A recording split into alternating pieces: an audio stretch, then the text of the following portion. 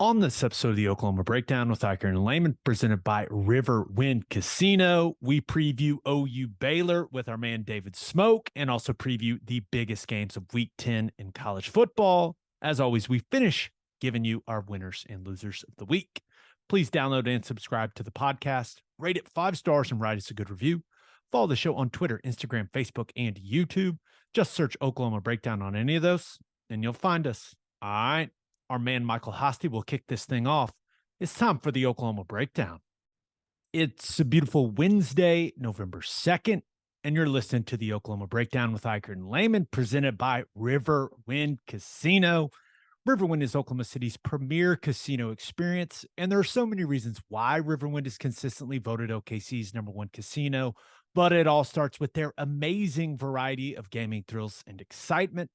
Riverwind's beautiful award-winning environment plays host to more than 2,800 of the latest electronic games with a huge selection of table games, including blackjack, blackjack match, roulette, and Teddy's favorite, craps. No matter what your game, Riverwind has it in spades and hearts. And to learn more about their gaming promotions and entertainment options in the month of November, all you got to do is visit riverwind.com. Riverwind Casino, simply the best. Now we're recording this Wednesday morning. Please leave us a 5-star review and a nice comment. How we feeling, Teddy Lehman? Fantastic. Could not be better. I like that. I like the energy, man. Let's go. We're streaking. We've won 2 straight. We're good. The Oklahoma Sooners are going streaking. I mean, what? But, and I do think that, when you look at this game, let's just jump right into it. When you look at this game, is this what we expected to be on the line? Or I guess what, there's really nothing on the line other than pride and putting, a better season together for both of these teams. But this game does not have the Big 12 title race implications that we thought it was going to have. That being said, I think this is a really important game for Oklahoma and for Brent Venables and for how this season can be remembered. Like, I do think there is this journey forward where we're talking about, it got off to a really rough start, but damn, man, look at how they rallied and came together and improved. And I'm hoping that's what we're talking about at the end of the year. And this game for me, like, this is a big measuring stick game to see where this team is at. Yeah. And also, like, kind of depending on maybe health-wise with Oklahoma State, I think this is probably the toughest remaining game. Yeah. I think it's absolutely critical. We still have an opportunity for a 10-win season, which, to be able to salvage something like that would be really good for these guys. I wish we got Baylor earlier because I feel like they're starting to play some of their best football of the season right now. They finally found their back. They've got that run game going, but I still think it's going to be a high-level game. This is going to be a game that is, in my opinion, far better than what the records say. I'm with you. All right, so you had Brent Venables' coach's show earlier in the week. Anything he said that really stood out? He was pretty complimentary of a lot of guys. Obviously there was some things defensively. There's just a small handful of plays that kept them from having what would have been just a really excellent day. Continues to hammer special teams home, right? And that's something that gives them an edge. If they can continue to win special teams, that's going to help them down the stretch. Other than that, it seems like everyone, for the most part, is healthy, and guys that have been banged up. I know we had Barnes out, but I think that's like a game time type of deal. Bowman got to play. As far as like who played at Iowa State, they came out of there fairly healthy, which I think is still good. The team is trending in the right direction health-wise.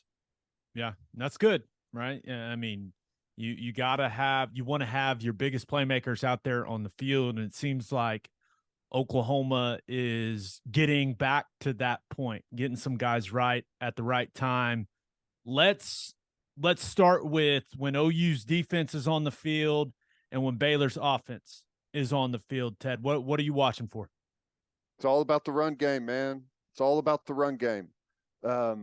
They're, they do a lot more window dressing with it, I feel, this year than they did previously. They've always had some there, but I feel like it was a little bit more what you see is what you get previously. But now they're window dressing it with a ton of shifts and motions, unbalanced, trips into the boundary.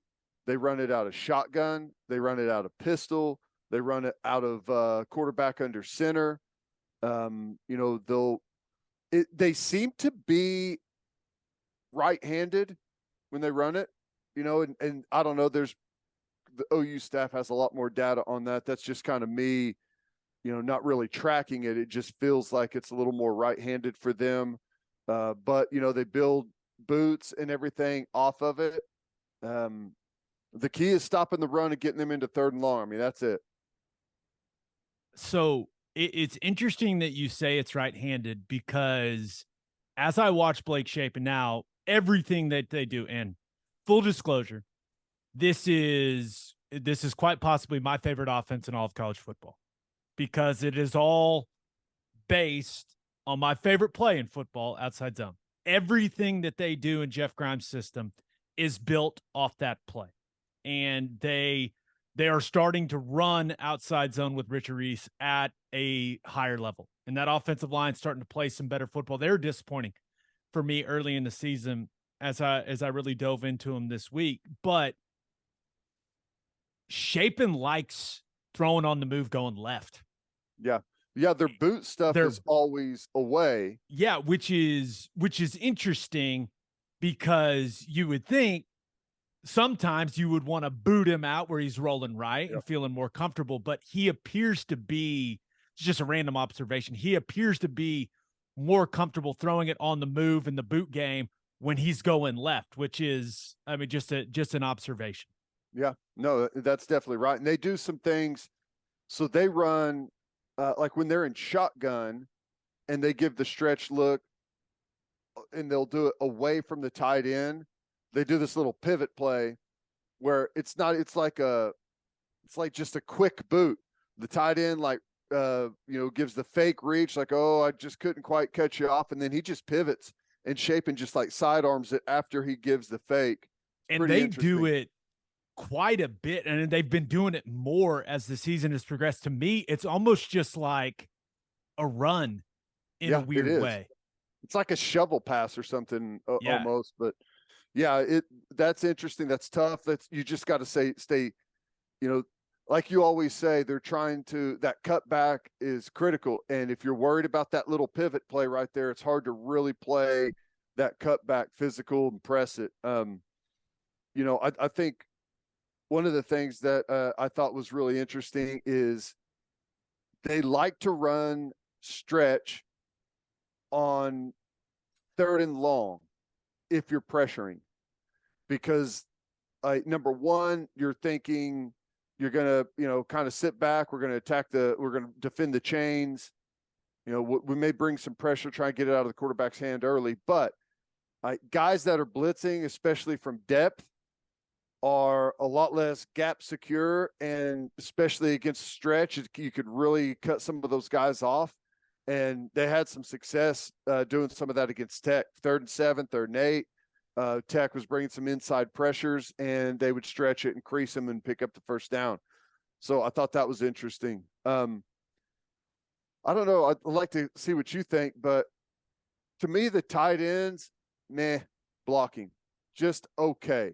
9 is better than 89, but I don't think they're great, and really not good in pass protection. I have been Ben Sims is a guy who he's number 8. Ben Sims is a guy, big athletic guy, all Big 12 type guy, preseason all Big 12. Braden Willis is a better tight end. Mm-hmm. Like all around. I said 9. I think I'm thinking of 8. I think it's 8. It's 8. Yeah. But I'm with you. I have not been overly impressed with what he has done as a complete tight end this year. And now watch us say that, and he goes off for like 120 and 2 touchdowns, and we'll look like idiots. But I'm talking about them more as blockers. That's because that's really they're going to run the hell out of the ball, and both those tight ends are going to be out there a lot. I think that we can beat them off the edge. Our guys can handle them. The pass game is going to be secondary, and we've obviously got to lock those guys up. But I think we should be able to have some success with those guys. Yeah, I think the, kind of an in the weeds type thing, and you talk about this quite a bit, when you're playing a stretch team, when you're playing a wide zone team, the guys on the backside of the defense have to be extremely disciplined, because the whole concept for that play is to stretch the front side, cut off the backside, and run in the alley in between those. And you cannot over pursue on the backside. You cannot get too caught up in sprinting to the ball. You have to take really good angles on the backside and fit in your gap. Like, this is the most disciplined they will have to have been all season long against an opponent's running game. And that includes Texas and Bijan Robinson and everything he brings, because every gap is in play, which is why I love the outside zone concept so much. It gets guys running. It creates a ton of variables. And then the back gets to go be an athlete and use his vision and use his talent. The guys on the backside of this defense cannot get too caught up in flying and go and make a play. They have to stay disciplined and stay in their gap. There cannot be big creases, because they're just getting too antsy and flying over the top, Ted. Yeah. Yeah. It'll be interesting to see how they play it. Some teams play it a little bit differently. Here's something that we did whenever I was in the NFL with Detroit, and you had to have some of the right guys to do it. But believe it or not, we actually had a really good defense. When we played outside zone teams, we would tell our three to just get reached, just allow it, and just come straight up the field. The front side backer plays it normal, and the backside backer can now overlap instead of everyone like fighting and turning and running. It almost eliminates the cutback right away, and everyone can still run front side. I'll be interested to see like how they, and we'll know right away like how they're going to fit some things and what exactly they're going to do.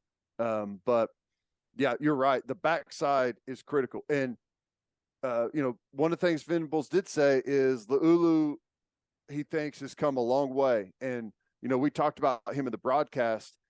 He needs to have a really good day on the backside, staying square, using his length, being patient. They're going to get you with some of the cutback stuff, some of the boot stuff. But, there's a really fine line between being methodical, staying square, being in good position, and just being a little late. I mean, there's not much room for error there. He's got to have a really good day. Yeah, and also like Shapen's a good athlete.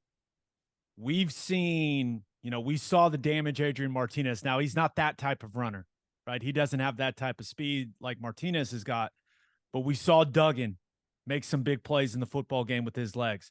Blake Shapen is more than capable of extending drives with his legs. And we've seen this defense struggle with that at times. That play that I loved, how upset BV was at the Decker scramble. Like, he was the only person I know that was more upset about it than you. It was great to hear him talk about it. You could just see the disgust on his face. It's the easiest thing ever. That's the easiest play ever when two backers having vice like that. But I actually think Shapen and Deckers, as far as scrambling, are pretty comparable, don't you? Yeah, I think Shapen's a better passer. I think he's got more arm talent. I think he's more accurate. But you mentioned, and this is something that OU fans, prepare yourselves. Baylor's going to go for it on fourth down a lot. It's what they've been doing for 2 seasons. Now, and so you mentioned them sneaking some runs and those types of plays in 3rd and long where you just go, really? Yeah. It's because they're going for it. And they'll go for it on 4th and 5, 4th and 6. Like they'll roll the dice a little bit. And I'm sure that they got some sheet that they're following. But well, some of that was against Tech, and Tech was bringing crossfire, which is about as bad as it gets against stretch. So I think that's probably part of why they were doing it too, is, some inside crossfire blitzes, and they hit them on it a couple of times. It was impressive. But you're right. Yeah, 4th down you're defending 4 plays. Yeah, which you have to change your mentality defensively in this game. Like you can't think, oh, we got them in 4th and 3. I can relax. Let's jog off the field. Like that's not how this game is going to play out, which they know that going into the game. So you expect them to be ready for it just from a mental approach to the football What's interesting game. is they're saying the same thing about us, Yeah. Yeah. They're saying the same thing about us. We may break the record for 4th downs attempts in this game. I hope. You got anything else? OU's defense, Baylor's offense? The only other thing I was going to say about Shapen is I think I've heard you say this before, some YOLO throws. Yeah. Why not? Let's throw it up, see what happens to Gavin Holmes or Monterey Baldwin. Let's let him go get it. He'll toss it down the field under pressure, and he does a good job of putting it into some areas where usually only his guy can make the play. But like I said, the big thing about Baylor right now is they did not have their running game going for most of this season like it was last year. And the last 2 games, they have really gotten Reese going. 180, I think, against Tech, and 140, 150 in the game before that. They're starting to get it rolling. Now, I think that defensively we're quite a bit better than what you saw against Tech, and should be able to do a better job. But still, like that's the key. You have to stop the run against Baylor and make Shapen predictable. If you don't do that, you're going to be facing 4th and shorts all day long. Yeah, and my hope after this game is to say, hey, that Iowa State game, the way they shut down the run, the way they played defensively, like that was a turning point for this defense. That's my hope, is that's what we're talking about after another solid performance against Baylor. But it's a big challenge, man. It is a big challenge. Okay, let's talk about OU's offense versus Baylor's defense. Ted, you and I have been big fans of what Baylor has done defensively these last couple seasons. First and foremost, I'm going to stress this. They don't have Petrie or Bernard anymore. This is still a very violent group on the defensive side for Baylor.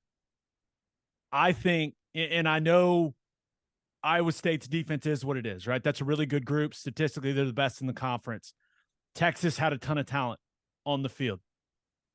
I have not watched a team this season that's made me go, ooh, more than this Baylor group. They will knock the absolute hell out of you.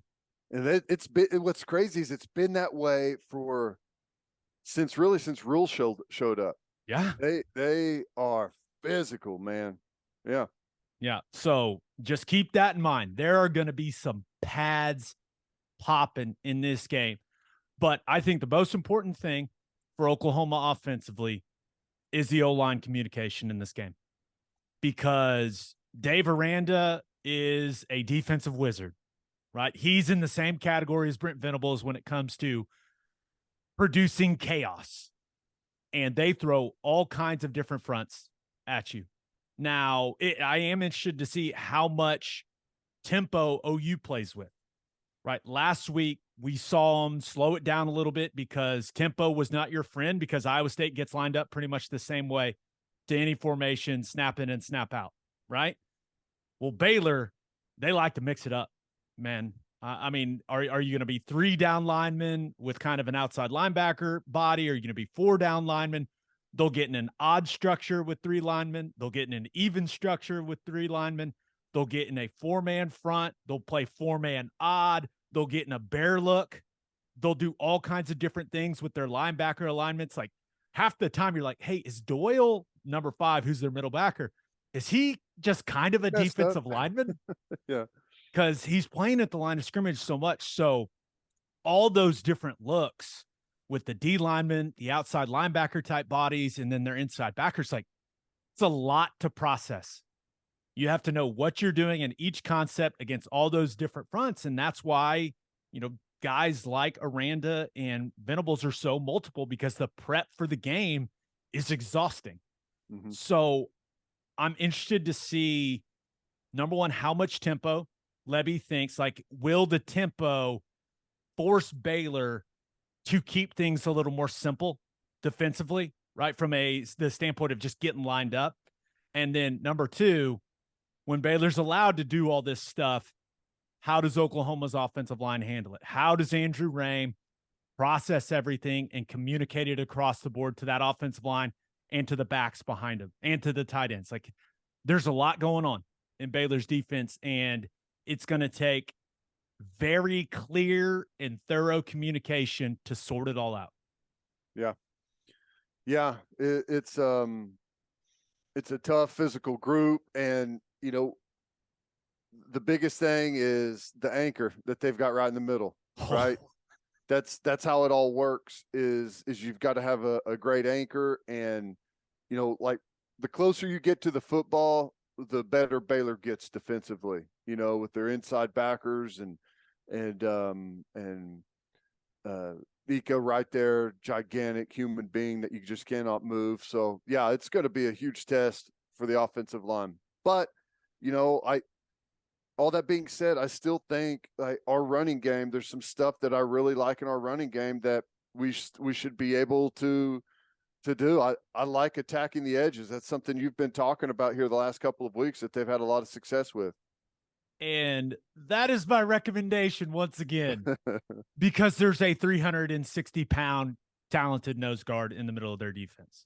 Whether they're in a 4-man front, an even look, or he's odd, he's playing a head-up nose, like, when he's healthy and rested and fresh, I mean, buckle up, boy.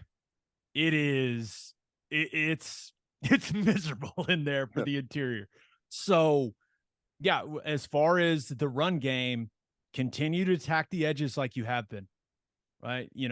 I think that the GT counter stuff's been good. The G lead, now Lebby got to it in a couple different ways against Iowa State, and I really liked it. To switched it up a little bit with how he moved Braden Willis, but he got to the same concept and attacked the same area. So I think that all is going to be carried over. I also think the Farouk stuff, right, going wide, the stuff we see to Drake Stoops, right, the speed sweep stuff. Like, I'd rather take our chances in space with their secondary coming up and having to make plays than to try to run it at Ika. I don't think that's a recipe for success, man. No. I really don't. But you know how much I believe in establishing the run. You know how pivotal I think that is when it comes to playing well offensively. I also think this could be kind of similar to what we saw a couple weeks ago against Kansas. They air it out a little bit. Yeah. Right, let's make these guys in the back end of Baylor's defense cover. And because the physicality of Baylor's defensive line is really impressive. But I don't think they are a good group of pass rushers. I mean, they want to knock the hell at you to the line of scrimmage, play the run, and convert to pass rushers. They do not have a guy where you look at it and go, wow, look at how twitchy he is. They don't do that. They get pressure on quarterbacks, and I think it kind of tells you the story about not having that elite pass rusher. They get pressure by bringing pressure. Mm-hmm. Linebackers, they bring Walcott off the slot quite a bit. You're seeing, 3-man games up front, 4-man games, 5-man games with the linebackers involved, guys twisting all over the place. Like, that's how they generate pressure on the quarterback. If you can pass protect at a high level, and especially if you can anchor in the interior against Ika and keep that pocket, keep that depth nice and clean, then I really think Dylan Gabriel could have a big day. Yeah. I really do, but it all comes down to protection. And that goes back to what I said about all the different fronts, all the different pressures that they've got. Communication has to be on point. You have to identify, okay, who are the down line? Which linebackers are the offensive line working to? Who is the running back guy? Right. And Dylan Gabriel's got to understand all of that. Where's he protected? Where is he vulnerable? That's all stuff that they got to digest. So I do think that you got to run the football, obviously, but this could be a game where they throw it around a little bit. Yeah. Yeah. And I got no problem with that. You know, and I think that we'll do a lot of attacking them probably laterally, you know, and you know, we've seen Lebby do this. He likes to make them run sideline to sideline to start off drives, and you get them worn down a little bit and you can start going tempo. And with that big guy in the middle, you start making them run a little bit, wear them down, get them stuck in the same personnel grouping where they can't substitute, can't jog them off the field. You can take advantage of that. And a lot of that is, through the passing game. And you hit on a couple of plays downfield to get that defensive line who's been rushing a couple of times, and now they've got to go down and with tempo start to defend the run. I think that's a good recipe. I will say, and this is something you talked about after the Iowa State game, I wouldn't mind seeing some more intermediate passing game. Like, get the ball in the hands of your playmakers and make these guys in the back end of Baylor's defense tackle. I think that could be hopefully something we see a little more of. This is something, and I've watched it over and over. We have seen, and it's kind of across all college football, but especially people that are running a similar scheme to what Lebby runs. The wide receiver quick screen is, you know, it's become kind of a staple of the offense, right? Hey, throw it, get 4 or 5 easy yards on first or second down, and it's an efficient play. Buddy, those wide receivers, if we're throwing those, you better buckle up, because Baylor's defensive backs attack those quick screens with physicality unlike we've seen this season. It is a car crash at the line of scrimmage. It's like the guys do not care about their physical well-being. I don't know what they tell these guys. They are flying downhill, trying to murder whoever is trying to block them in the quick screen game. So yep. Braden Willis, Drake Stoops, Jalil Farouk, boys, strap it on tight, buckle up, and just be ready, because those collisions, if we're going to throw those collisions are going to be violent. Yeah. Yeah. And you've heard me talk about it before, defending it. Like, you punish that play. The blockers on the perimeter and the ball carrier, you punish it. You do not, you want those guys where they're saying, please stop running this play. We don't want any more. So they start to go down easy. The guys on the edge start to open up a little bit quicker to let those DBs through. Yeah, that's tough. Now, and we've seen Lebby do this. You can take advantage of that aggressiveness out there with some of the little double moves. You know, we've seen that. Braden Willis caught one on a little double move on a fake to the outside. So you've got to block it up, and you've got to slow them down with some other aggressive things that maybe as they're pouring downhill, you can counter that a little bit. Yeah, and we haven't seen a ton of this. We've barely seen any of it, but Oklahoma State had some success in just some traditional running back screen game. Mm-hmm. Right, caught Baylor in some of their pressure stuff, threw some screens to Dom Richardson for some big gains. Maybe that's something we see, because it's been shown that you can get them on that. The last thing I'll say that I'm looking for in this game, I mentioned, hey, throw it around. Let's make them cover. Baylor's secondary is not a bad group. I want to make that clear. This is going to be a game where you look at the wide receivers, you look at Mims, you look at Farouk, you look at Weiss, you look at Willis. They're going to have to make competitive catches in tight windows in zone coverage.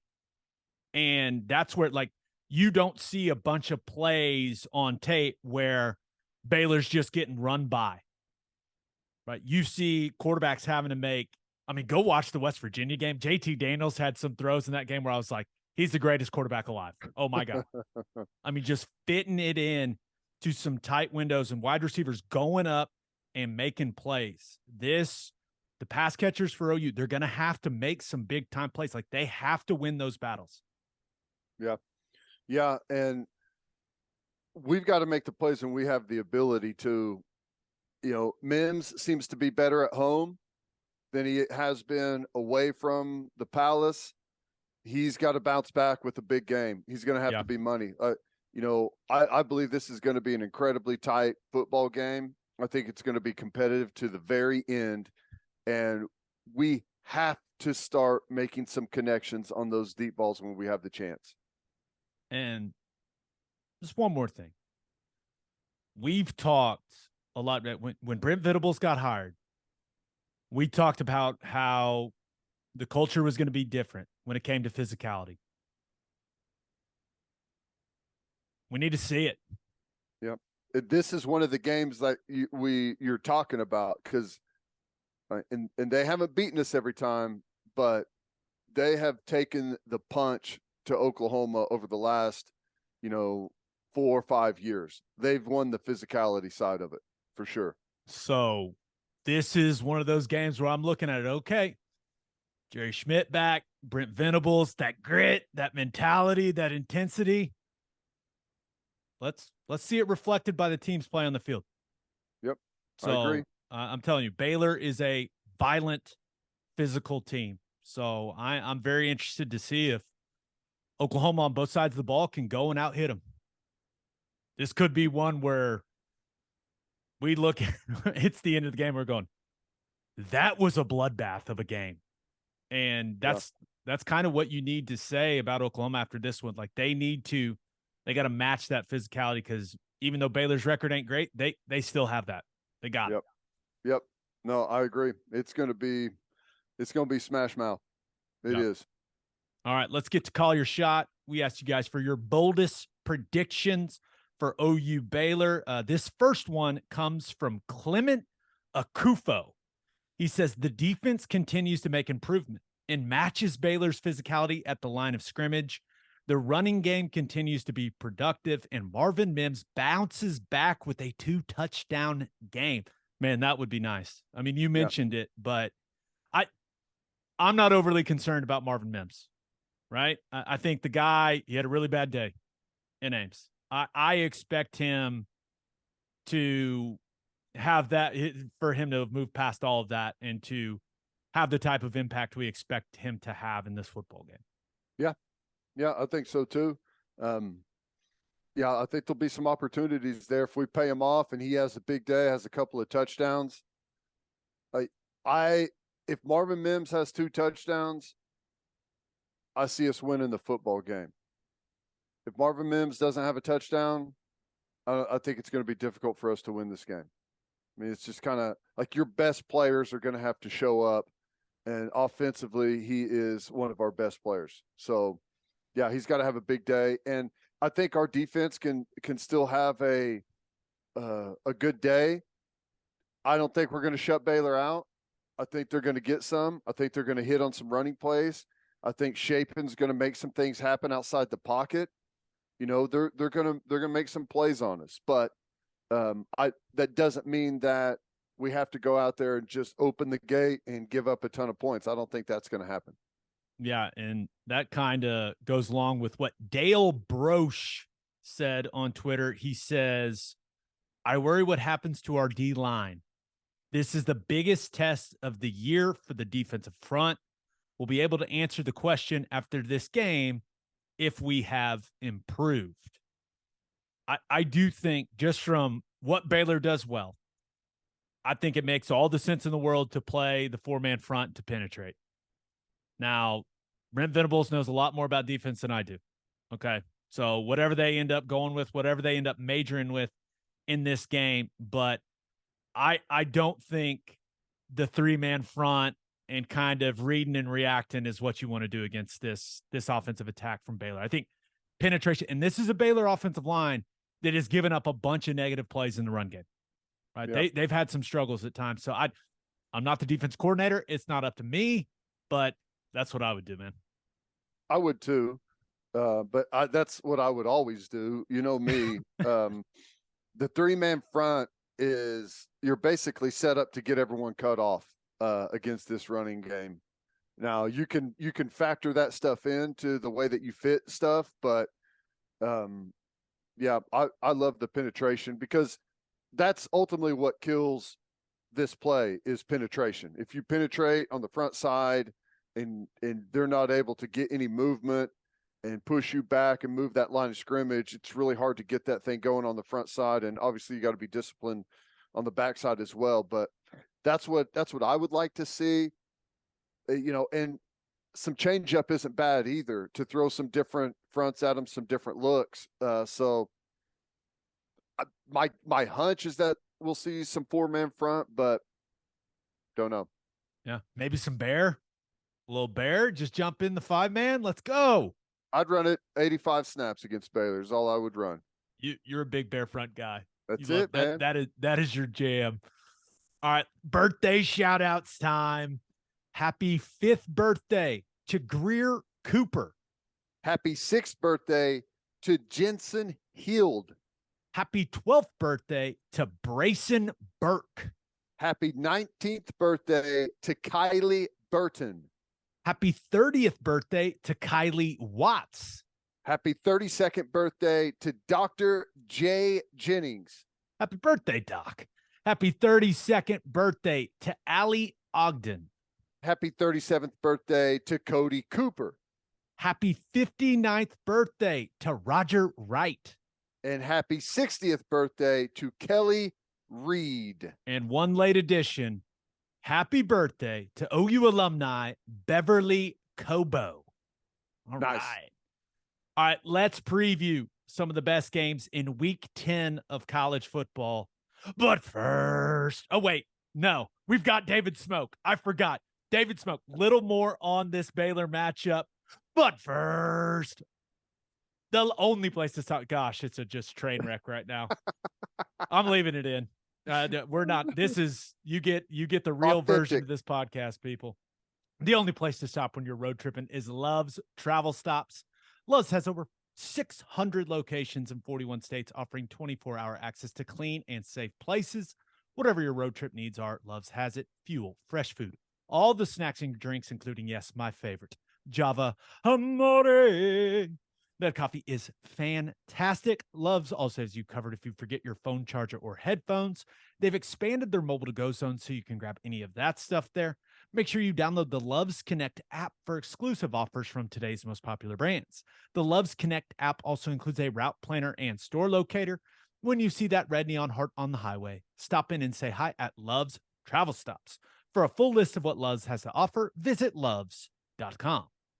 Opolis Clothing is the exclusive home for all of our Oklahoma Breakdown merchandise. If you want to live your life in buttery soft comfort, go to opolisclothing.com. That's OPOLIS clothing.com.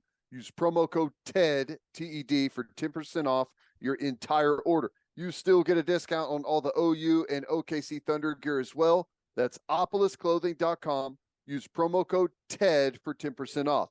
Buttery soft and 10% off. And make sure you send your kids to Bishop McGuinness Catholic High School. Bishop McGuinness Catholic High School has a long tradition of educational excellence. With a 12-to-1 student-to-teacher ratio, no student is overlooked. Bishop McGuinness's college prep curriculum offers 22 AP courses. There are numerous clubs and organizations for students to join, and as a proud member of the OSSAA, there are 14 sports offered. If you want to provide the best possible educational and spiritual development for your children, contact Bishop McGuinness Catholic High School or visit bmchs.org. Remember, financial aid is available. All right, let's talk a little more OU-Baylor with our man, David Smoak. It is our pleasure to be joined by a man that covers Baylor athletics closer than anyone. He is the king of Sikkim 365 radio and everything they've got going on YouTube. David Smoak. Smokey is in the house. What's going on, man? Man, guys, it's been a while. It's great to see both of you. And woo, what a year in the Big 12. What a crazy year. Yeah, nuts. Absolutely nuts. Bunch Everything of good? Football teams. Is this the the deepest the conference has been in your memory from top to bottom. There's no easy weeks. I thought that maybe by about now or the next week or two, there might be one team that just because of attrition, they just, they're out of gas. There is no gimme. There are no gimmies. What we saw, a couple of blowouts with K-State, Oklahoma State, and of course, obviously Baylor at Tech and West Virginia a week ago in Lubbock. There are no gimmies. There's not a game on the schedule. And I know I got a light on. If it's okay, it's kind of shining, but there are no games that I see, none, that you can sit there and say, we know we win that game. No matter the logo, no matter who's hot, who's not, to me, it's wide open. Yeah, I'm with you. Now, this game between the Bears and the Sooners, not exactly what we were expecting for this one coming into the year, both sitting at 5-3. Smokey, when you look at Baylor's season up to this point, what do you think? Disappointing, about what you expected? What are your thoughts? If you would have asked me that a couple of weeks ago, and it still kind of carries over, it still would be thought of as disappointing because of who they had back on the offense and defensive line, who we thought would fill in, although for some dynamic players, Petrie and Bernard and JT Woods, but you have your quarterback back. Yeah, there were concerns about the weapons, no doubt, as far as the playmakers on either side of the ball. But the wins they've had, I mean, one was Kansas 28-3, and next thing you know, they're clawing to get, to seal that game up. So we saw a glimpse because Kansas is obviously, we know, a much better team, but without their quarterback. And then last week, I didn't know. I didn't expect them to go into Lubbock the way there's no evidence they won in Ames, but there's no evidence because of Morgantown that they could walk in there and handle it. And they beat, they really did. They hammered Texas Tech. And we saw more of the 2021 DNA with what they did on the offensive line and defensive lines. And they finally forced some turnovers. And it's still been a disappointment. And obviously there's 4 games to go. I thought, Oklahoma State, that's 2 teams that we know what goes on between them.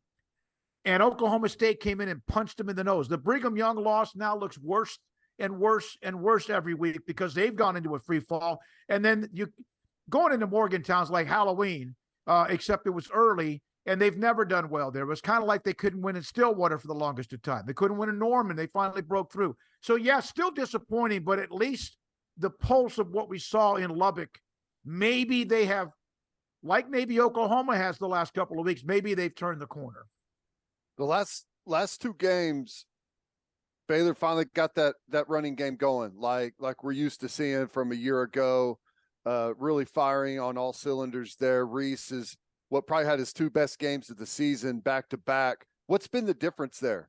Well, they got Khalil Keith back, who's one of the returning starters from last year, the right tackle. He had been kind of out from an off, he hadn't played.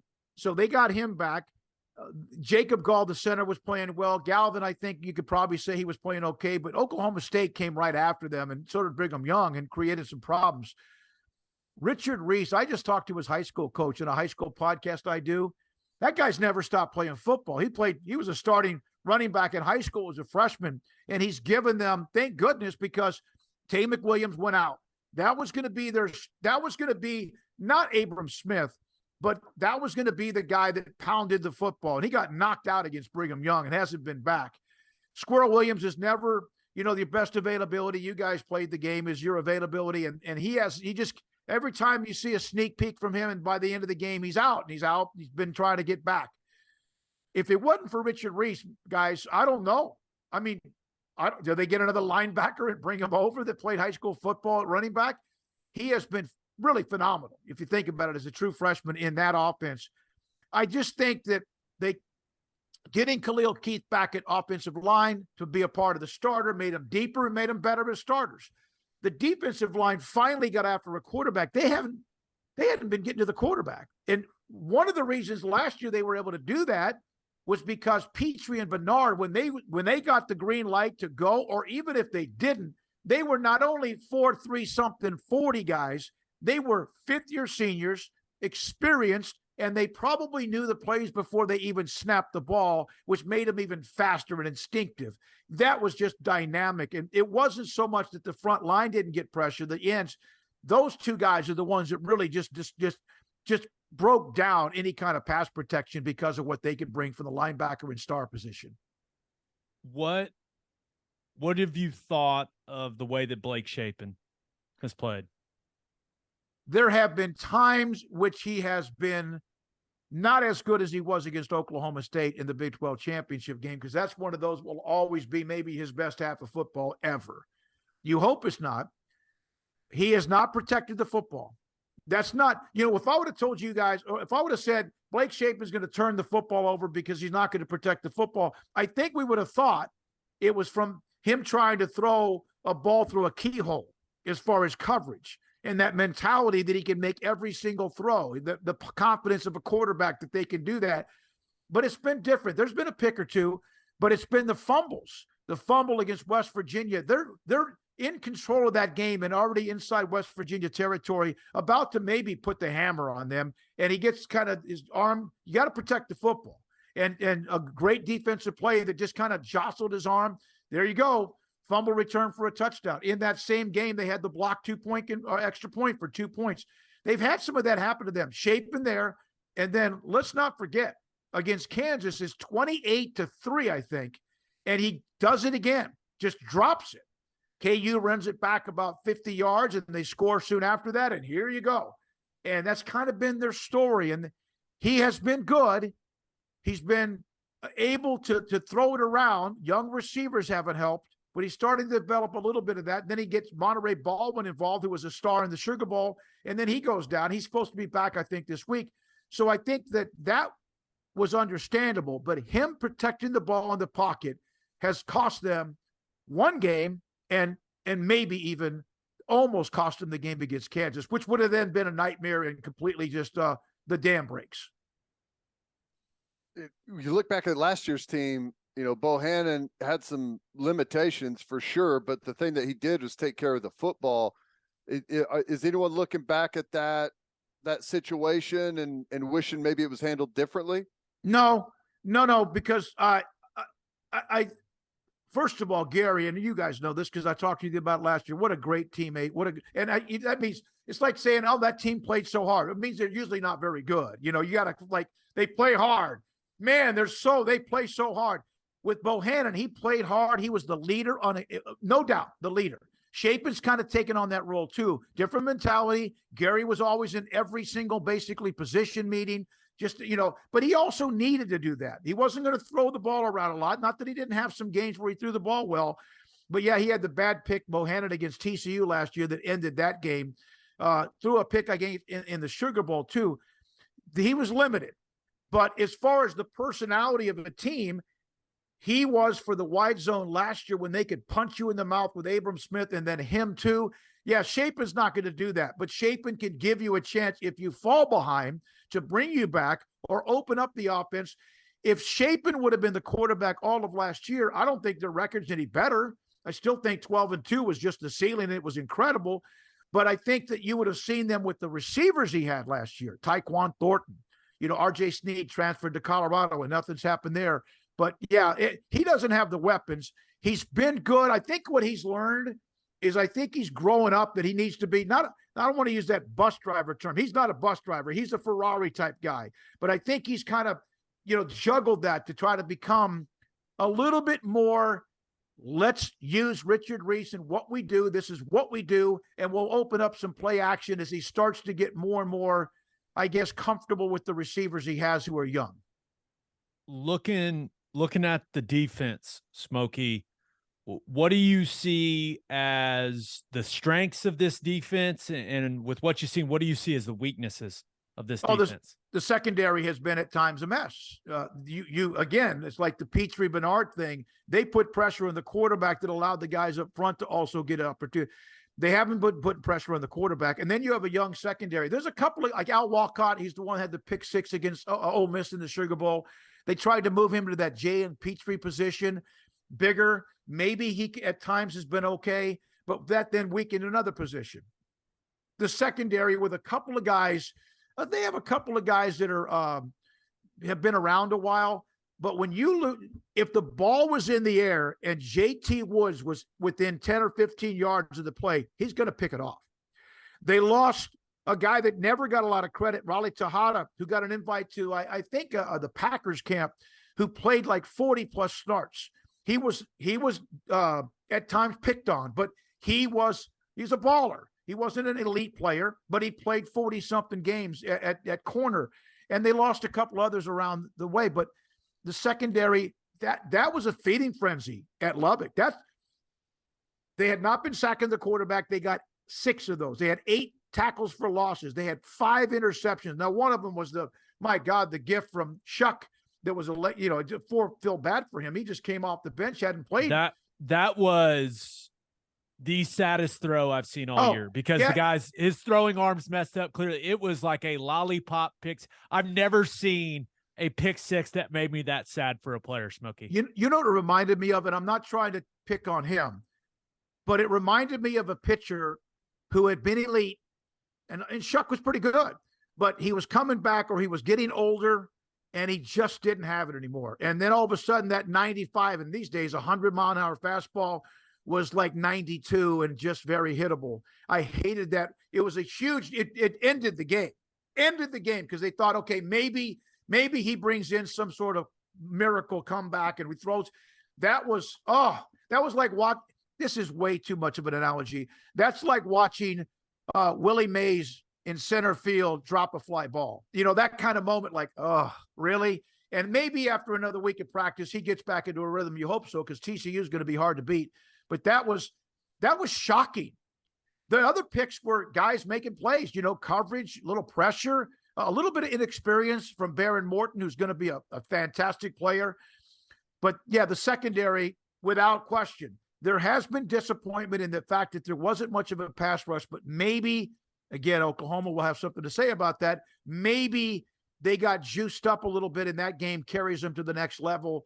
But whether it's from one week to the next, we don't know. What do you think's the most critical thing? If Baylor's going to come in, beat Oklahoma, who's finally starting to play some better football, road game, what do they have to do in order to win this thing? What they did in Lubbock, and I'm not saying they could expect 5 picks against Dylan Gabriel. I'm not saying they'll be able to have 6 sacks, 8 TFLs. I mean, that's a huge game. You see, that's just a big deal. Obviously, they got to try to be careful by putting pressure on Gabriel, but not letting him do things with his legs. And I don't know if that's changed a little bit since he went out because he got hurt doing that. They had not been winning the turnover battle. I think anytime you're on the road, you guys played the game. I just yap about it. But if you could go on the road and establish your run game and win the turnover battle, I think you win the game.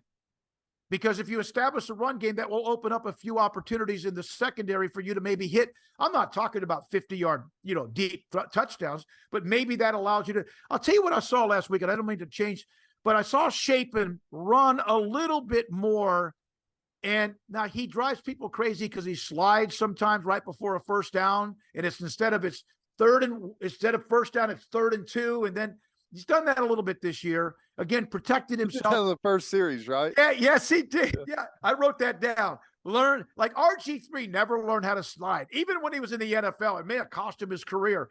But I get where they do it now, and it's pretty fair that where they start the slide, not where they hit the actual turf. And that Shapen's kind of he played baseball, so he should know that you're not at second base if you slide and it stops 2 feet before you get to the bag. I did see him pick that up a little bit after he learned from that one. So maybe he escapes. Gabriel's the better runner. Shapen can drive you crazy like early Charlie Brewer did. Brewer even better when he'd pick up those 8 to 12 yards on a 3rd down and 7 or something like that, extend the drive and drive you crazy. They got to win the turnover battle again. They have to be able to run the football.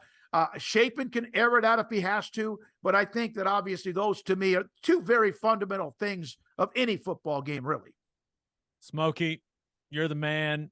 You guys do an awesome job over there at 6 and 365. All the best to you and your crew there, and we'll see you on Saturday, man. Hey, if you don't mind me, what has been now that Oklahoma's won a couple of games, it was the bye week, I think, is everything everyone kind of picking up the pace and thinking, okay, this thing's turning around? I would say cautious optimism. Yeah. Especially for the defense, right? You know, Right. a good performance, but a good performance against a bad Iowa State offense. Yeah. Right. So I think, and Ted and I talked about this earlier, I think this is a great measuring stick game for this football team to see where they're at and the progress that they've made this season. I think this is a really important game for Oklahoma and for Brent Venables and kind of how this season is going to be remembered, if that makes sense. You know, one of the things, both of you, Baylor and Kansas, although you wouldn't think of it that way, but Baylor Kansas was kind of like an elimination game as far as the conference. And then Baylor Tech was kind of like, you lose that, you're out of at least playing for the title. That doesn't mean you're going to if you do win, because there's still a long way to go. Baylor has at OU, home against Kansas State and that battering ram, and then home against TCU and that explosive thoroughbreds, and then at Texas. So, God. Yeah. I know. And you know, sometimes it's hard not to look at the logos. It's Oklahoma, and we do that all the time. You guys played there, but we do that all the time. So they've got their toughest part of their schedule coming up. And fortunately for them, they are at least back above water. They were treading water. Now their heads are bobbing. They're not done yet. They got to get a win. And never thought that they got to get a win to make sure they go to a bowl game. That was the discussion before Kansas, because they were 3-3, and you're like, man. And that loss to West Virginia, you could see Brigham Young early because their quality at the time, and then Oklahoma State. But God, that loss to West Virginia might come back to haunt them. We'll see. Yeah. All right, Smokey. We'll see you Saturday, man. Appreciate you. Thank you, guys. Love what you do. Have a great day. There are pretty much no people that cover Baylor closer than Smokey. Smoke Show is he's the best, man. Been doing it a long time down there. He's got it wrapped down. Good stuff. Yeah, no doubt about it. All right, let's preview some of the best games of week 10 in college football. But first, it's football time in Oklahoma, people, and there's nothing better to drink at the tailgate than Clubby Seltzers. Clubby Seltzers is an Oklahoma company that's already winning national awards because their product is delicious. It tastes exactly like a club special, but it's a seltzer. And they're not just for tailgating either. They're perfect to drink on the golf course, by the pool, after mowing the lawn, whatever. If you haven't tried Clubby Seltzers yet, go grab some. You won't regret it. The variety pack is out. They've got some new flavors. They've got an all-new can. If you want to find a place near you that has Clubbies, visit clubbyseltzers.com. And attention, business owners. You need Insurica in your life. Insurica is one of the country's largest insurance brokers with 30 offices throughout Oklahoma, Texas, and the Southwest. Insurica is able to customize programs by accessing the latest information from many insurance carriers. They compare and contrast coverage offerings and pricing in order to design a cost-effective, comprehensive program to meet your business's specific needs. Insurica's clients become best-in-class businesses by working with Insurica's team of advisors to manage risk. Purchasing insurance is only one way to protect your business. Best-in-class businesses win by avoiding a loss in the first place. If your business partners with Insurica, you'll save huge amounts of money and take back control of your total cost of risk. I'm an Insurica client, and you should be too. If your business wants to be best in class, connect with Insurica at Insurica.com. That's INSURICA.com. College Football Roundup, Week 10. Number 1, Tennessee. At number 3, Georgia. 2:30 on CBS. Georgia is currently an 8.5-point favorite there at Sanford Stadium, which I'm sure will be rocking for this game. But Ted, Josh Heupel has to be furious with the College Football Playoff Committee. I mean, really, you're going to rank us, not only are you going to rank us 1, but you're going to put Georgia at 3, and you're going to give Kirby Smart that ammunition before this game. He's got to be so pissed. Yeah. It's so weird to me. I don't understand. I feel like all of these things are like purposeful. I don't know. Whatever. I like Tennessee's chances to go in there and beat Georgia. I'm picking them to go in there and beat Georgia. If they play the game 10 times there, does Tennessee win the majority of those? Maybe not. Probably not. But I think that they've got the momentum that they're building. What they're doing out there is so much fun. They've got so much energy behind them, fan base, within that team, within that coaching staff. I think they just continue to ride that wave of momentum, and it's not like that's all you're taking. This is a legitimate offense, number one offense in the country, right? I think they've been right there. Quarterback play has been excellent. His quarterback rating takes care of the football. They run it really well. Defensively, they don't get enough credit for what they've done on the defensive side. They're a pretty solid unit. They're physical. They tackle well. I'm taking Tennessee to win the game. Ooh, I like that. Now, I do think this game being in Athens, I mean, it changes things, but Tennessee they've certainly played in some big environments this year. There's no doubt, but you think of the biggest one they played in, it was in Knoxville, right? Yep. At Neyland. So this is going to be, I mean, it's going to be the most hostile environment they've played in all season long. That place is going to be breathing fire. This is what we've been hoping for, man. Yep. That Tennessee offense with Hendon Hooker and all those weapons against this Georgia defense. And I know it's not Georgia's defense from last season, but it's still damn good. Now, Georgia, they did get some bad news defensively. Nolan Smith, who is an absolute dude for them, is going to be out the rest of the season. So clearly not playing in this football game. But maybe the number one question in this game for me is, will Georgia cover Jalen Hyatt?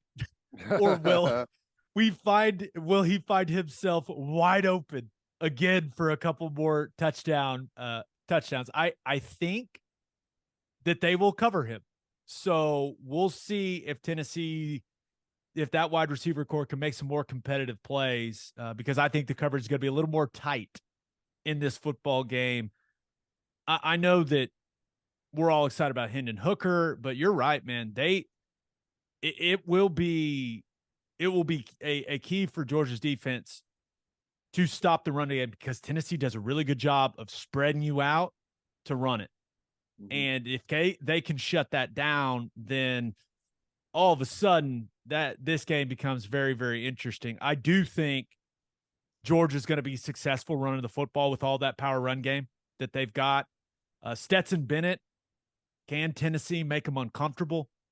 Will Stetson Bennett make some mistakes? He's been really good this year. He's been, he has been about as reliable as you'll find in the country at the quarterback position. But if Tennessee can force someone else besides Brock Bowers to make some big plays in this game, they'll be in good shape.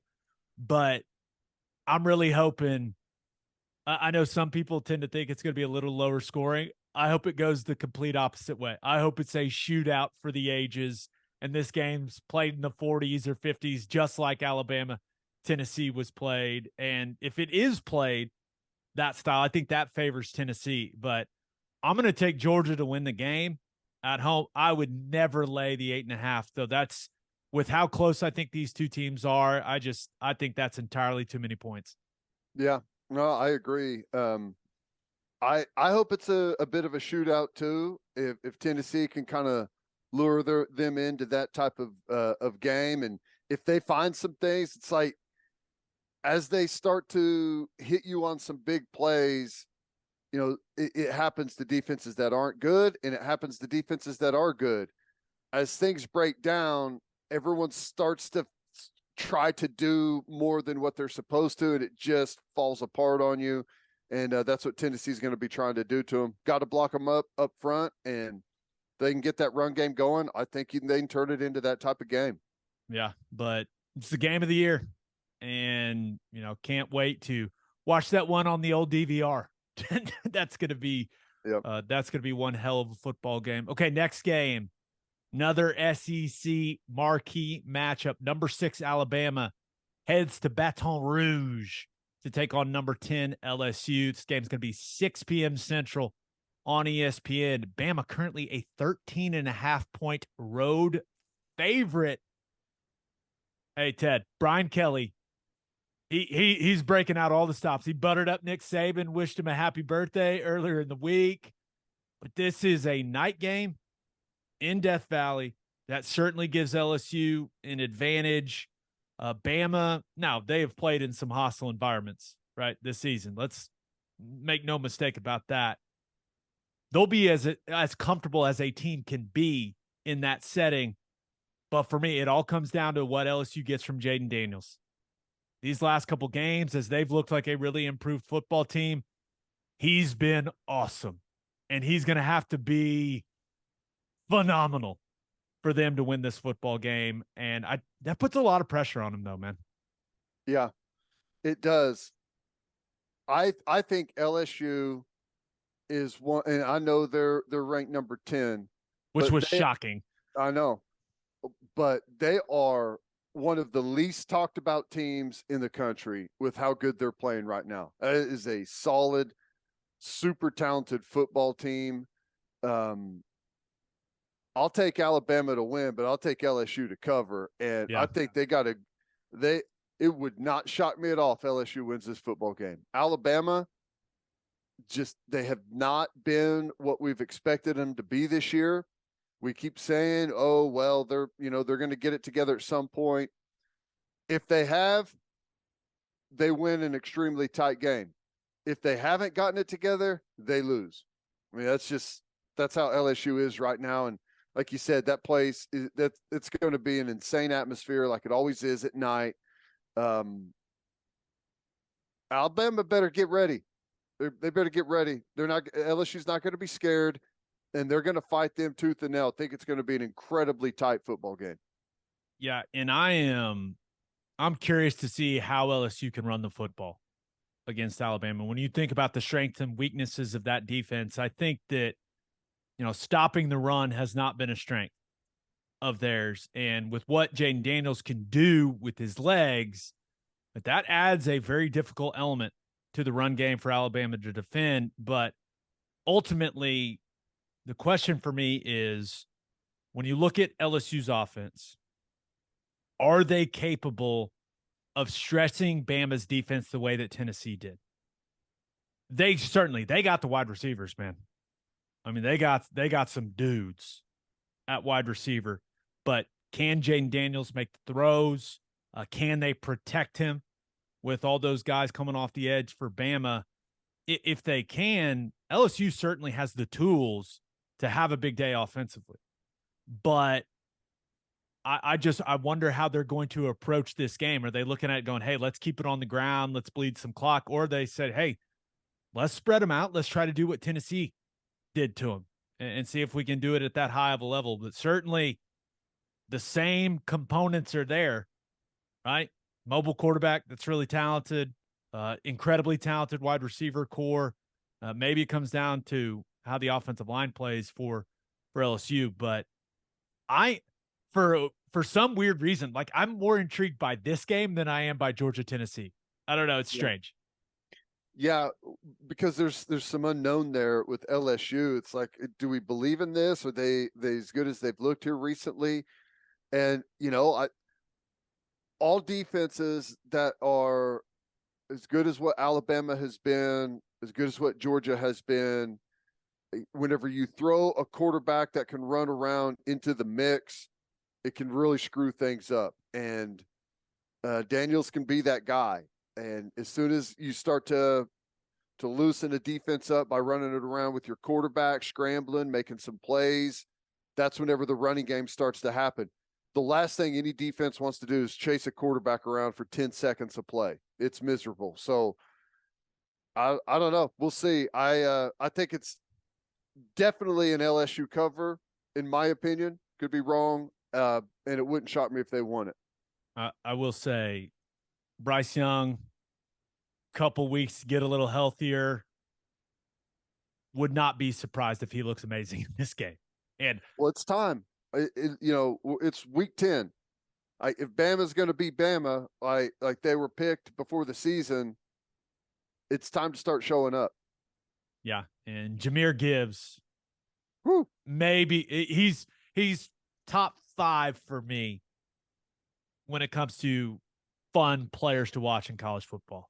Like, that dude is electric. So if Bryce Young comes out there slinging it and Jahmyr Gibbs is doing his thing and he's finding some space against that LSU defense, maybe Bama rolls. But that is a massive spread for the circumstances. Death Valley at night. That place is going to be insane. So yeah, I'd take the points and feel fine about that, but I'm pumped for that football game. Who would you take? Jahmyr Gibbs or Bijan Robinson? That's tough because Gibbs appears to catch the ball really, really well out of the backfield. And he looks bigger and more physical too, right? Yeah, I mean, I don't think you can go wrong with both. And maybe I'm kind of leaning into the SEC bias a little bit. I think I might take Gibbs. I would, but I don't know. I want a pass pro. Yeah. I want a pass pro highlight reel of both, and that's how I'll make my decision. Maybe it doesn't exist. Yeah. All right. Last game we're going to talk about somehow, some way, number 24 Texas. Let's not even spend time on it. Who cares? Is traveling to number 13 Kansas State. This game will be 6 p.m. on FS1. Somehow, some way, Texas is a 2.5-point favorite in Manhattan. Ted, you look at this line, and I know it's not all about betting lines. I feel like they're begging everyone under the sun to take Kansas State because you see it and you go, do I trust Texas to go play well in Manhattan, Kansas against a very solid Kansas State team? Of course I do. I don't. Of course I don't trust Texas to go and do that. But here we are. Texas is somehow in the top 25 and somehow favored on the road against Kansas State, who's looked, I mean, they just beat the absolute hell out of Oklahoma State. So make it make sense, man. Help me. I thought it was dumb when Texas was a road favorite against Oklahoma State. Turns out it was. I think it's dumb that they're even more ridiculous that they're a road favorite against Kansas State. One of the things going into that Stillwater game is it was Quinn Ewers' first true road game as a starting quarterback. Big environment. He was awful. This situation is going to be just as bad, maybe even louder and more intense of an environment at Kansas State. And Kansas State is a smarter, more physical, more disciplined, better all-around football team than Oklahoma State is. All right, so how Texas is favored, I have no idea. I would be shocked, frankly, if they went and beat Kansas State. I'm with you. Now, you're going to love this. Guess who had a one-on-one 16-minute interview with Will Howard this week? Wow. Well, how'd that go? It went great. I buttered him up before I told him that I've been telling everyone he should move to tight end. I told him though, we addressed it, but yeah, it was really interesting to hear him talk about how getting thrown in the fire his first 2 years and his struggles in a weird way had prepared him and helped him for the moment and for the opportunity he's got right now. It was really cool to hear his outlook and kind of him talk about that experience. I'll tell you right now, that's a confident guy that's got the support of his teammates. And I don't know exactly how Chris Kleiman, who I also talked to this week, I straight up asked him, hey, who you starting at quarterback? He said, Gabe, yeah, I can't tell you that. Come on. Which I was like, I know you can't, but I got to ask. So I don't know exactly how they're going to handle that situation. If Martinez is healthier, I think you got to roll with Will Howard with how he's opened up the passing game. But man, I just don't trust Quinn Ewers. I don't trust Quinn Ewers against that defense for Kansas State, who is rock solid, who is an underappreciated defense in college football. With what I've seen from him in the last 2 games throwing the football, and we can talk about wind and all that. He's been bad, man. And Kansas State isn't exactly a defense that you get right against. So I know they've had 2 weeks to prepare, but I'm taking Kansas State at home, especially if you're giving me points. Are you kidding me? Like, I do not understand why people still trust Texas. I know that they've gotten up big in games. Maybe that's it. Like they've had some really impressive losses where they were up big. Maybe that is it. But I think Kansas State's going to control this football game. I don't know what I'm missing. I've seen both teams play quite a bit. Seen them up close and personal. I see no metric, no side of the ball. Tell me where Texas is better than Kansas State. Texas has a good running game, and Bijan Robinson is going to make some plays. I'm fine with that. I get it.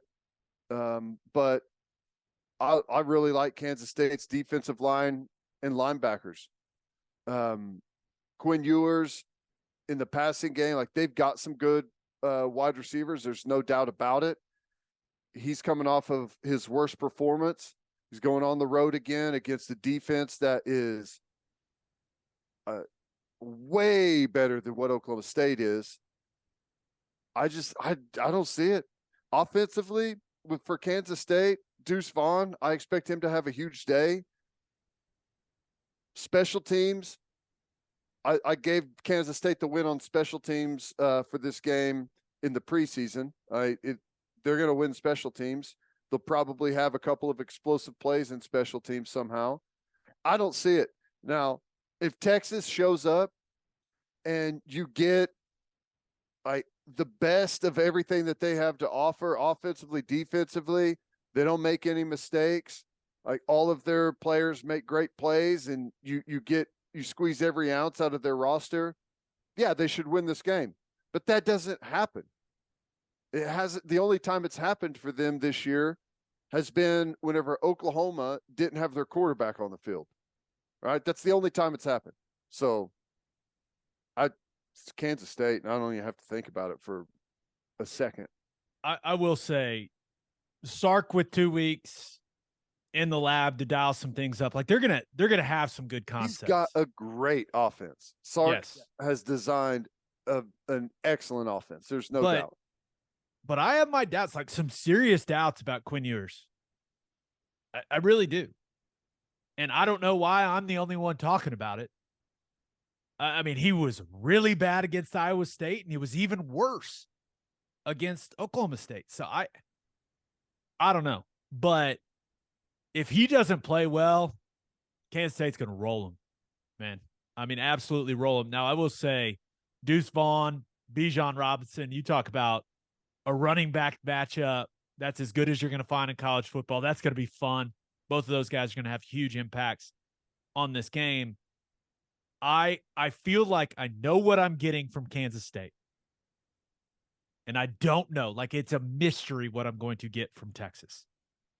In Manhattan, that place is going to be nuts. I just don't get it. Give me Kansas State. I just can't. Like, Texas, I am more than happy for them to prove me wrong. But I can't say, you know what? I trust that football team to go beat a really solid team on their own field. No way. There's no way. I don't think so either. And maybe this is like we're all going to feel really dumb after this. Kansas State, as solid as they typically are, has been prone to like weird one-off, like where the hell did that come from? Poor performances. It's been a while since we've seen one of those, but they have had them. I don't see it. If we get Will Howard from last year and the year before that, well, Texas could win. Texas State could go win against that Will Howard. But if we get the Will Howard that we've seen the last 2 weeks, Texas not only loses the game but loses handily. Yeah, we'll see, man. It's a very interesting game when it comes to how the Big 12 could end up shaking out. All right, let's finish up with our winners and losers. of the week.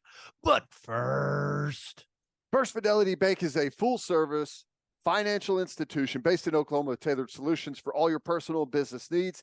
Checking accounts, saving accounts, home loans, and much more. They do it all. Whether it's online banking from your computer or mobile banking from your phone, everything is stress-free with FFB. Making mobile deposits, paying bills online, and moving money to different accounts could not be easier. First Fidelity Bank provides free ATMs worldwide, making banking convenient wherever you are. They also give back to the community. FFB donates a total of more than $500,000 to local charities and educational foundations. Make your life easier and go bank with First Fidelity Bank. Visit ffb.com for more information. And if you are a whiskey or bourbon drinker, stop what you're doing, head to your favorite liquor store and buy some Balcones products. You got to grab some of Balcones Lineage single malt whiskey. It was voted one of the top 20 whiskeys in the world by Whiskey Advocate, and you'll be shocked by how affordable it is. Also, you got to snag some of Balcones Baby Blue Corn whiskey. It's made from blue corn. That's the fancy corn. And that is why it has won more than 25 awards. Last but certainly not least, you got to buy some of Balcones Pot Still Bourbon. Its big flavors make it the perfect bourbon to drink year-round. Remember, in 2012, Balcones Single Malt won the Best in Glass competition, beating brands like Johnny Walker and Macallan. This stuff is the real deal, people. If you love great whiskey and bourbon at a great price, then Balcones products are the only way to go. The whiskey may be made in Texas, but the owners are from Oklahoma. To find a liquor store that has it, visit balconesdistilling.com. As always, Ted, kick us off. Who do you have as your winner of the week? Well, I went with the NFL trade deadline deals. Nice. Am I crazy, or is this the most active you remember the NFL trade deadline being? It's usually pretty quiet like, during the season, right? Yeah, it feels like people have now. Not everyone is saying F them picks like the Rams, but it feels like people maybe not caring as much about the draft picks, like more willing to get proven commodities, you know, when you're talking about players instead. I don't know, but it was fun. I really enjoyed it. Yeah, and just for people that haven't heard or paid attention, here's some of the deals that went down. Christian McCaffrey, obviously, from Carolina to San Francisco. James Robinson from Jaguars to the Jets. Robert Quinn from the Bears to the Eagles. Kadarius Toney from the Giants to the Chiefs. Roquan Smith from the Bears to the Ravens, which is awesome for the Ravens. That dude is a stud. TJ Hawkinson, tight end for the Lions, is going to the Vikings. In division. I know. Chase Claypool from the Steelers to the Bears. Bradley Chubb from the Broncos to the Dolphins. And Jeff Wilson, running back for the 49ers, to the Dolphins. Calvin Ridley from the Falcons to the team that he suspended for betting against, the Jacksonville Jaguars. Which is incredible. It was awesome, man. There was a lot of moving parts, and I think a lot of those have a chance to, you know, have something down the stretch to do with how these teams fight and maybe doing the playoffs.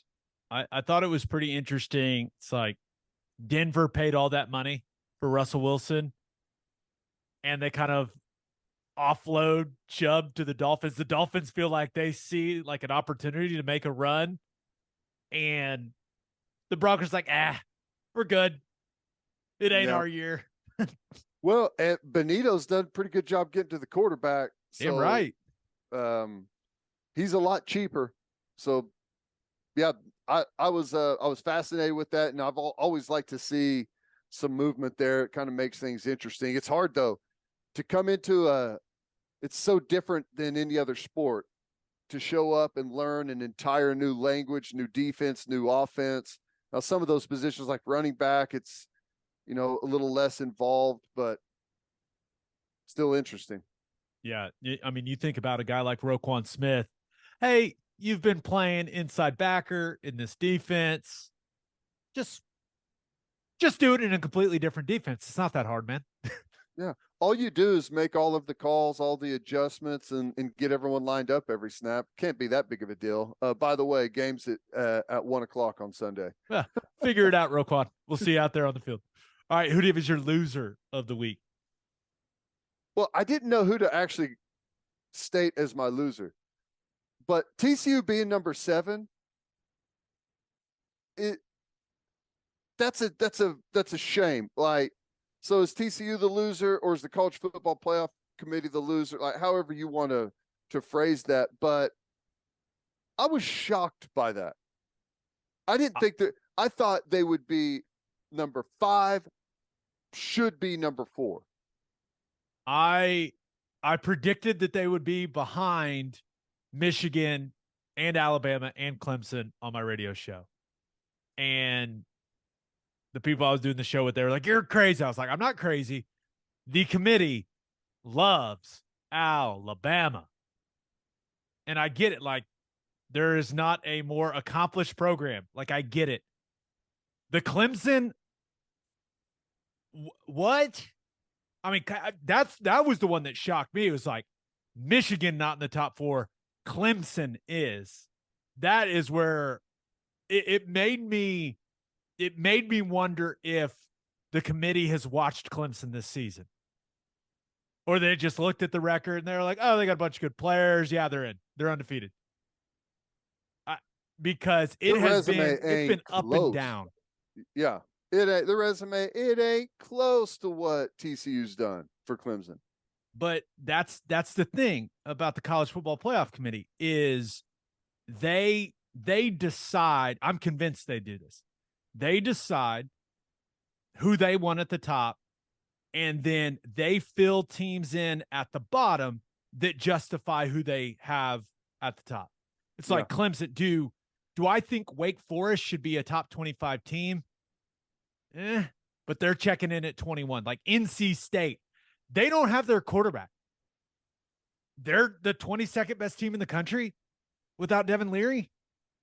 I mean, we serious? So you look at some of these wins that Clemson has that, we necessarily don't think of as that impressive. Syracuse. I know that. I wonder how many people know that Syracuse's quarterback got hurt in that game. Like, I don't know, man. How many people know? Or I guess that was the Notre Dame game, but how many people know that Clemson's quarterback got benched in that game? Yeah. And how many people know that Syracuse is ranked number 20 and has no clue how to handle the end of a football game? It's like that's where I think that they constructed the back end of the rankings to justify them having Clemson at 4. Here's our answer. Let's arrange the evidence to prove our case. Yes. That's what it feels like to me. I will say this. TCU, they still have, and I know there's a lot of talk about their remaining schedule. I don't care. If you go undefeated, you win the Big 12, you're in. They will, because they do not want to deal with the shitstorm if they were keeping a, undefeated Power 5 champion out. But they got to go undefeated. It's been proven already. Yep. It's been proven. Do you think you know where you stand. I don't think they will. I don't think they will either. Yeah. I don't know who's going to knock them off. I know it won't be Texas. Other than that, I don't know. Yeah. I'm with you. All right. But, man, that people are like, who cares about the CFP rankings? It's fun to talk about. It's fun to debate.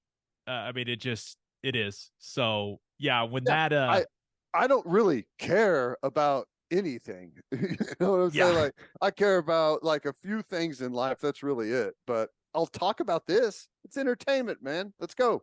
I'm with you. All right, for my winner of the week, thought about going with the Oklahoma City Thunder. Went to the Thunder Magic game on Tuesday night. The comeback kids, baby. Down 15. There, came storming back. Shai Gilgeous-Alexander continues to be that dude. I mean, 34-6. My scoring title prediction not looking so stupid, huh? No, it's pretty good. What, he had 38 in the last game and then 34 now? Yeah, I think Pretty he's good. checking in currently, is sixth leading scorer in the National Basketball Association, also defending at a higher level. Like, he's playing really good ball. And Poku contributing, Ted, blocking shots, rebounding, scoring the basketball around the rim, hitting some threes. I love it. I was out on him. I'm back in, baby. Come on, Poku. I was so out. You made a declaration the other day that he is not an NBA basketball player. It's time to move on. My hope is that he continues this, because it's been really positive these last couple games. Your man Dort back to defending at a high level. Let's go. He put Paolo, like that first half when Dort was guarding Paolo Banchero, nothing. I mean, he was in the torture chamber for sure. But all it takes is one of the best players in the league to talk about how good of a defender you are to say, oh, yeah, I'll start doing that again. Yeah, absolutely. Now, I'm still a little worried, and I know it's his first game back from the ankle. Giddey just looks like he's in a funk, man. He's a after New Year guy. Yeah, maybe that's it. But, I mean, Dagnall sat him. He didn't finish the game. He was sitting on the bench. He had a sad look on his face. I was sad for him, but his handle is off. Like, he's not playing with the same. I always liked last year. He kind of played with a little attitude, a little chip on his shoulder, a little pissed off. I haven't seen that from him. It's strange. He's worried about the college football season. He saw Oklahoma drop those 3 losses. It took all his attention away from preparing for the season. Don't worry. He's an after New Year's guy. It's all right. It's going to be like afterburners for this team. Whenever he starts to kick in and roll around, then they're going to really look good. Yeah, but the Thunder have won 4 in a row and are above 500 for the first time since January 10th of 2021. Let's go. Watching them win basketball games is fun. I enjoy it. It makes me happy. Hey, I'll tell you, I saw the highlights last night and I was like, is it time to start watching him again? Am I going to do this? Is this going to happen? SGA is worth the watch, man. Yeah. He's playing at a really high. He should be an all-star this year. If he's not, we riot. Okay, I also thought about going with the Philadelphia Phillies as my winner of the week. They put the smackdown on the Astros in Game 3 of the World Series, and it seemed like they handled that game being delayed today just fine. That game was over as soon as Harper hit that home run in the first. Like, first World Series game in Philly in a long time. Your franchise player hits one to the moon to start. It was over. I mean, it was over. Just exploded. That was really cool. Yeah, and felt bad for, what is it, McCullers? By the way, I don't think anyone does a better job as an analyst than John Smoltz with baseball. I feel like I'm just learning the entire broadcast. He's incredible, but if he was tipping his pitches, my gut, maybe, because Philly was hitting bombs, man. Yeah.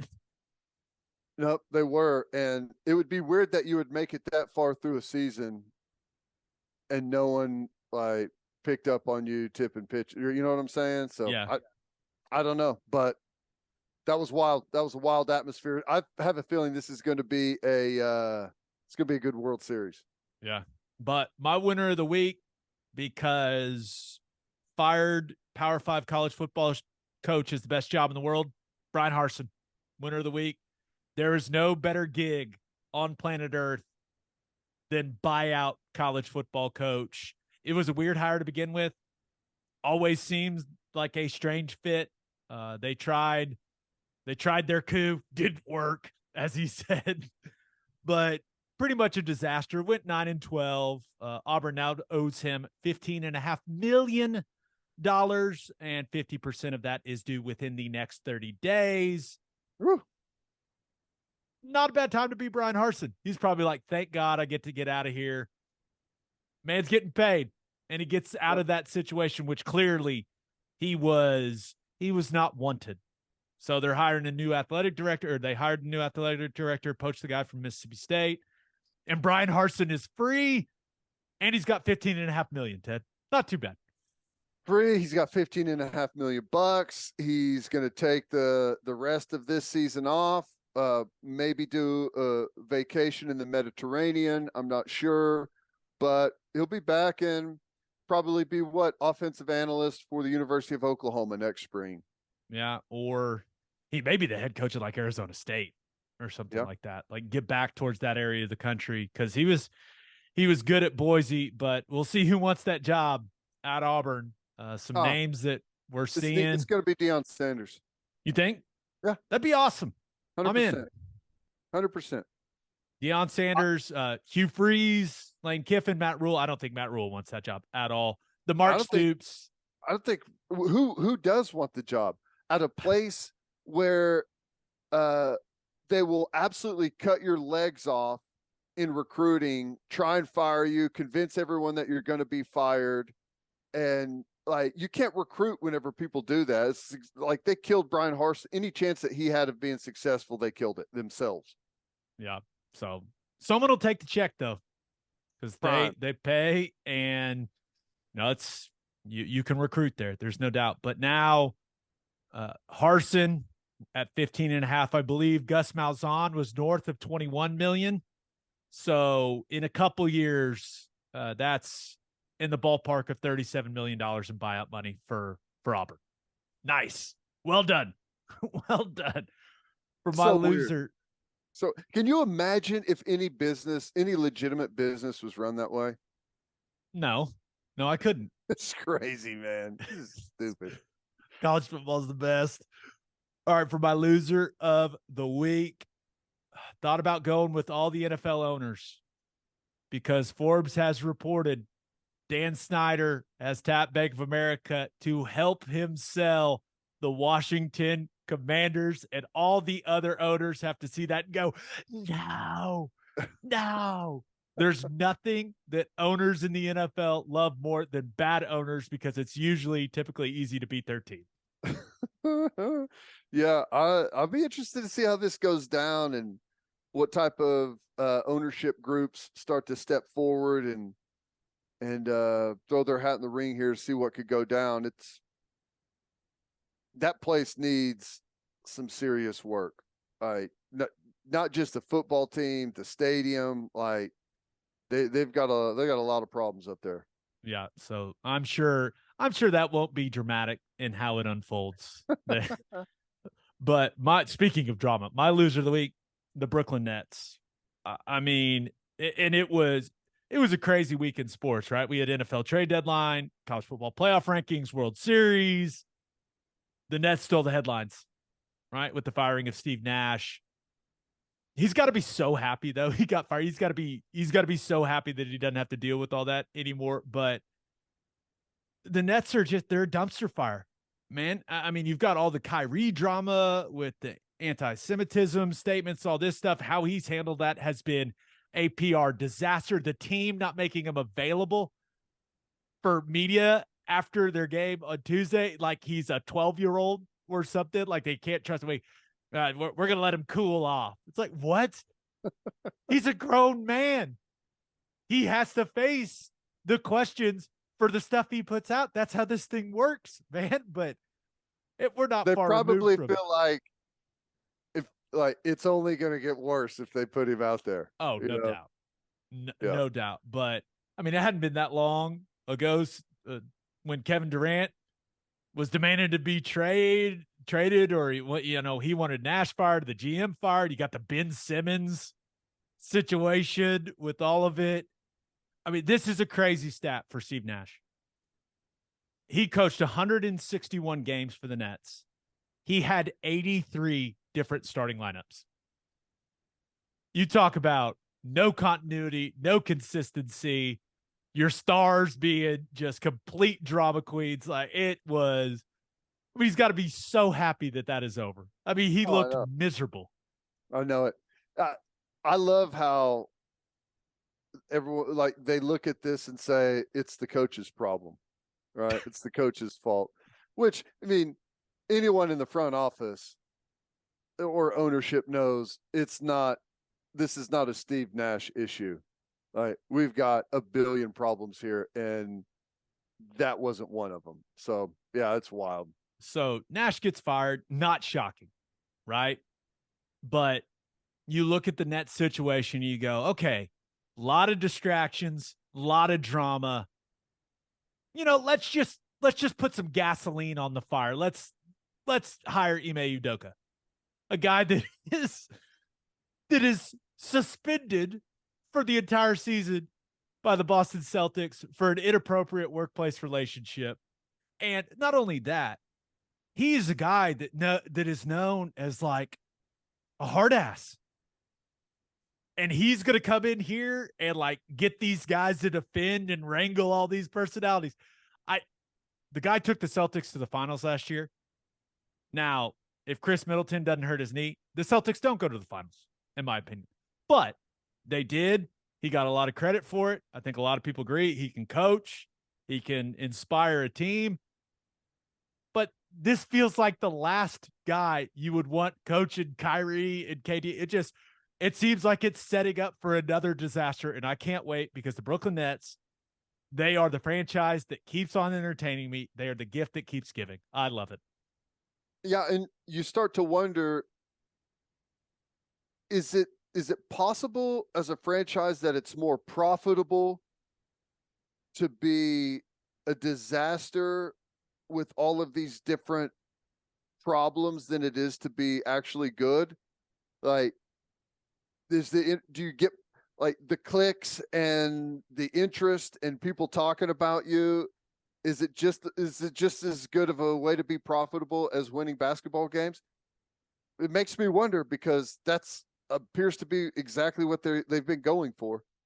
Yeah. Like, what catches the headlines and what can we, what craziness can we talk about nonstop? Now I've got some buddies that still live out in New York. And the weird thing about it is like the Nets are this big story nationally, but it's like all anyone in New York cares about is the Knicks, I guess. Yeah. So I don't know, but the drama has been wildly entertaining, and I hope it continues. But Kyrie Irving, guy's an idiot. Face the music, son. Let's go. Have fun, bud. Good luck.